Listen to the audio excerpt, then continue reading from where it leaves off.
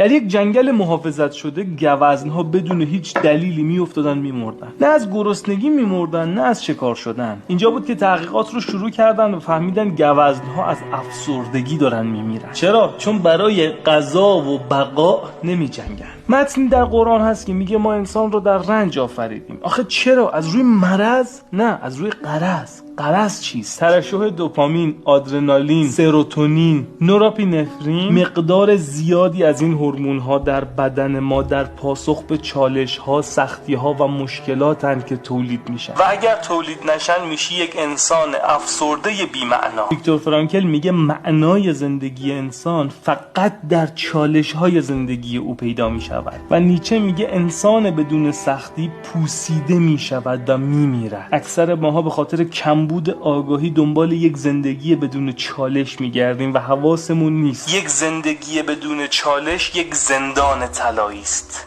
تمام.